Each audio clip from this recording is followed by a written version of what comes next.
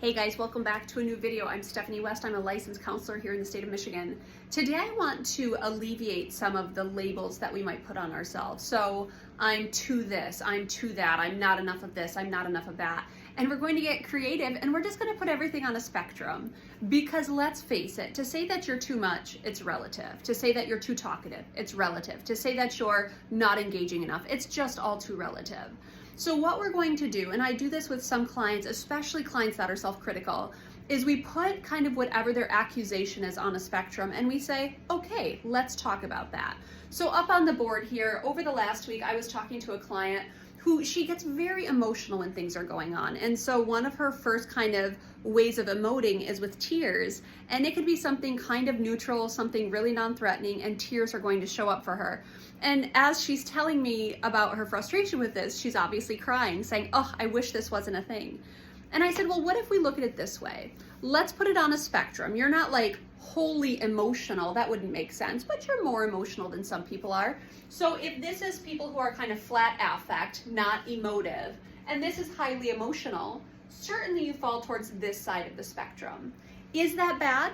Not in and of itself. In some context, does it work against you? Sure. But in some context, is it an asset? Absolutely. When I think of kind of the biblical encouragement of weep with those who weep, she is going to be really good at that because she just organically emotes very freely.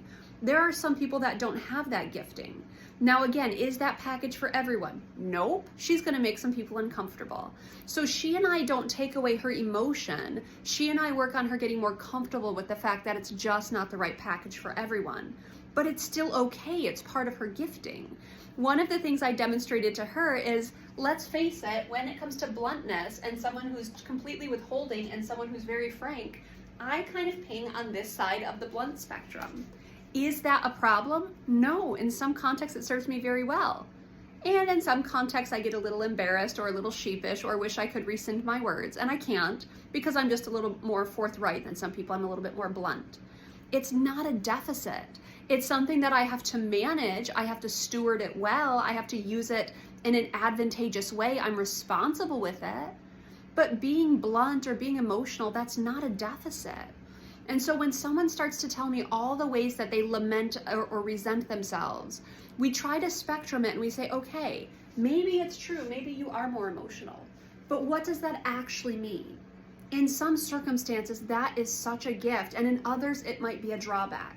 So let's manage the distress that it's not the right package for everyone. My gifting of bluntness is not well received by some people. I know it's actually quite affronting to some people. And so behind the scenes, I try to think through what does it mean to be more refined. But I also have to reconcile I'm not the right package for some people, and that will have to be okay. And if I take it personally, or if I try to kind of be a chameleon and try to be the right package for everyone, I'm going to give up one of my very unique giftings, which is to be a touch more forthright, to be a touch more honest about things. So I want to encourage you, when you think through some sort of adjective that's pejorative, that talks poorly about yourself, I'm to this, I'm to that, I'm not enough of this, I'm not enough of that, I'm going to encourage you to put it on a spectrum and say, okay, I'm somewhere along this spectrum. Is it too much or too little? What about it just is what it is? And I don't have to label myself, I just have to reconcile what my gifts are and learn to get comfortable with them. I don't want to take away my client's emotions. I think it's a beautiful gift she has to offer. I don't want to take away my bluntness. I think that's a beautiful gift to get to offer. And it's not everyone's cup of tea. But tea's not everyone's cup of tea. And so if you're willing to reconcile that, by the way, I give credit to Gary Bishop for that quote, but if you're willing to reconcile that, then you just kind of move through life a little bit more okay with the gifts that you have to give, even if they're not for everyone.